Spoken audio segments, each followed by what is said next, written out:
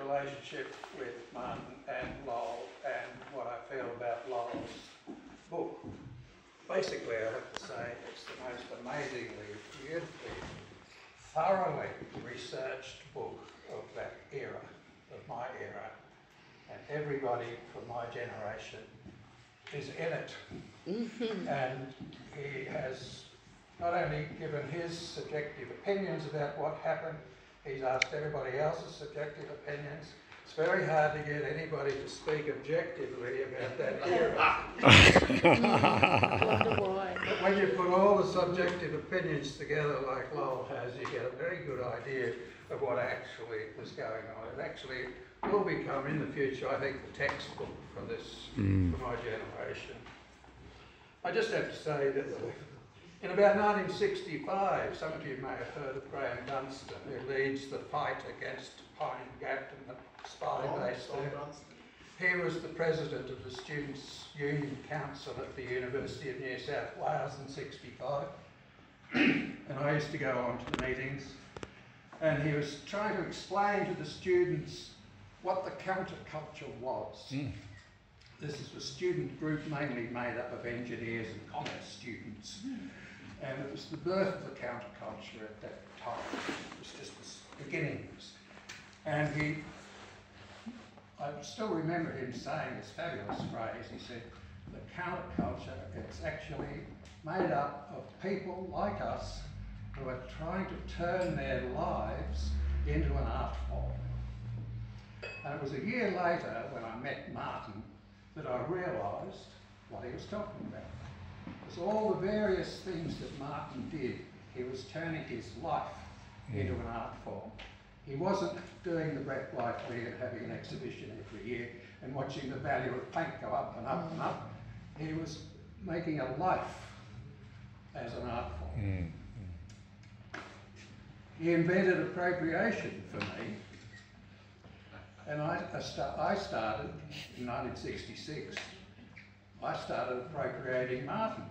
And we corresponded because he was a fabulous humorist in Oz magazine. And I loved Pfeiffer's cartoons, and I loved the work of Michael Frayn, because I used to subscribe to the Manchester Guardian to get some intelligent reading. And I realised that humour was one of the greatest art forms. And then I thought, well, maybe music is the greatest art form. And I'm still not quite sure. I hop between one and the other. So I try and put them together, and I think if we can combine humour and music, you have the greatest art form.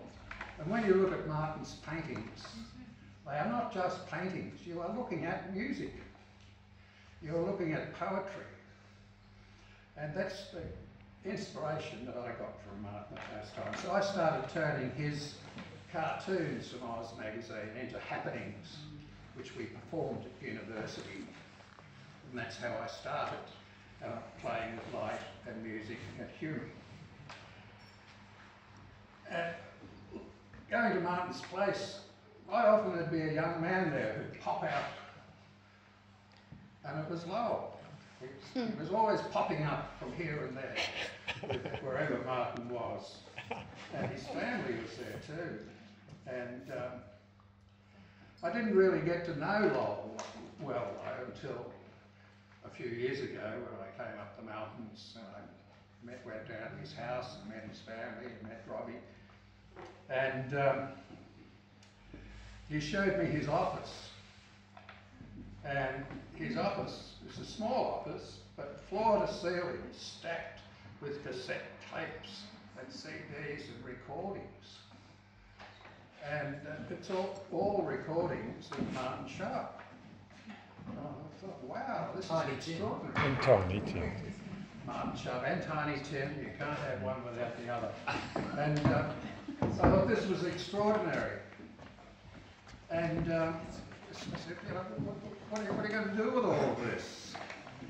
And I know Robbie was telling him he's got to write it all down, so he started transcribing it a few years ago. And Robbie pushed him along, and eventually he transcribed it and ended up with a pile of paper this high.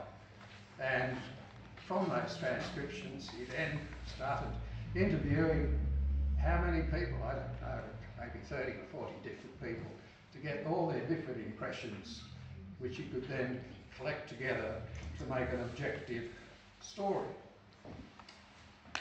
Now, accuracy.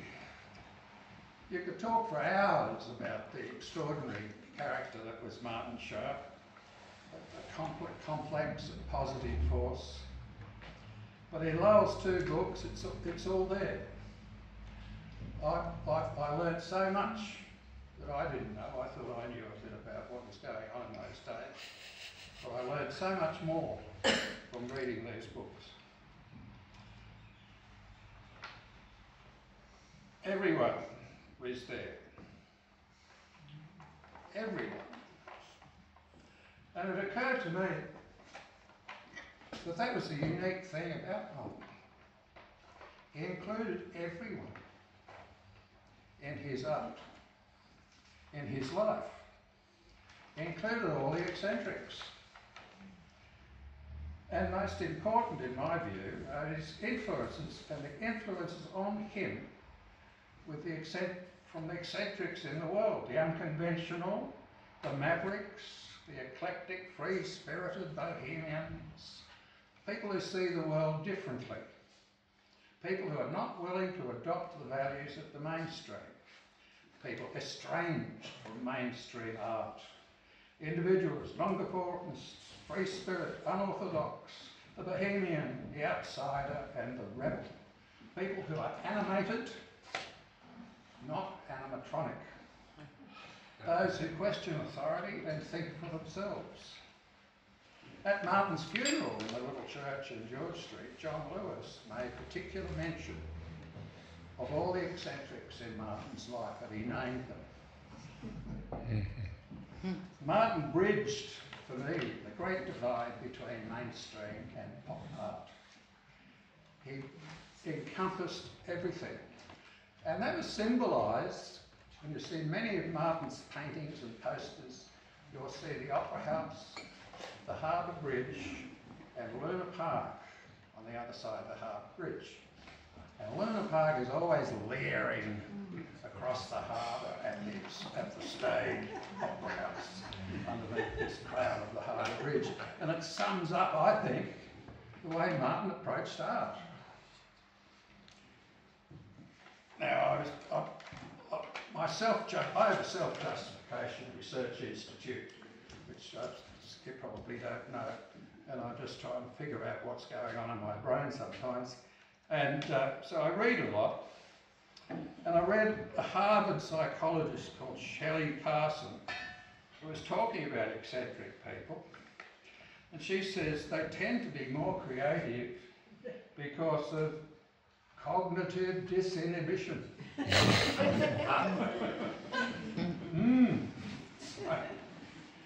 And she says, basically creative folk have less of a filter on their thoughts and actions, which makes them more likely to do things that don't follow the norms of behaviour.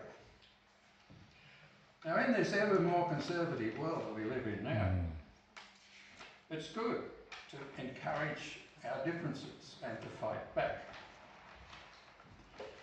One of my early readings was after reading Gurdjieff, which you do when you're at university, when you're a teenager, and then from Gurdjieff you discover P.D. Ouspensky.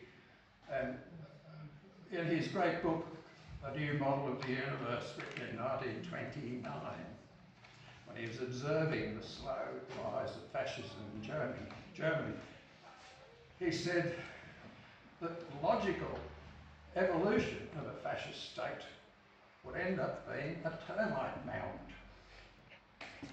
And this is happening now in Australia and the world.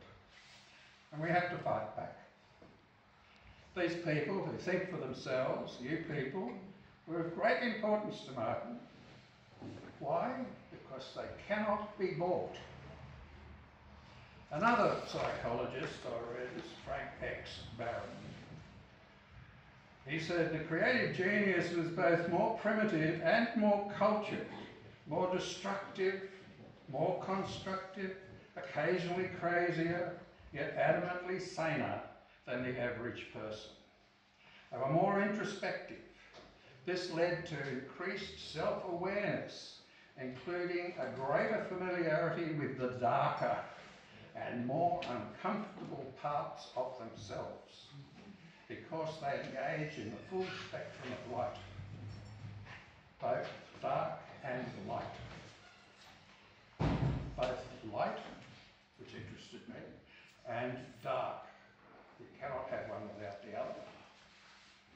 And thus, the life of Abe Saffron is in this book and is equally as important as the light of night and shine.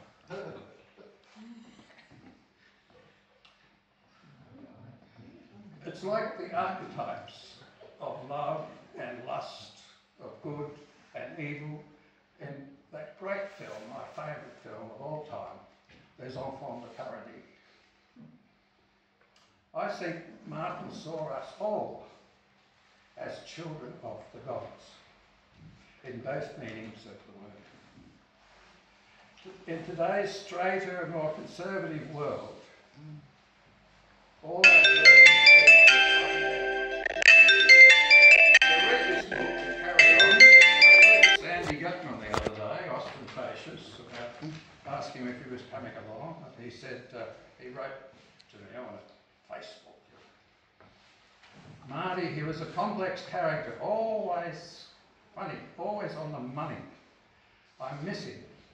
Eccentricity is almost non-existent nowadays, and as the keepers of the flame, our job becomes more and more sacrosanct. And I think that's the great message from this book and from Lowell, which is important for today. Just to finish, I'm touched by something Lowell told me, which explains the writing of this book. Lowell said, one Thursday morning in April 1983, Martin took me to an electrical store in Bondi, where he checked out an AWA handheld cassette recorder. He bought one for himself and suggested that I, Lowell, buy one too. You're going to need it, Martin said. And this book is the result.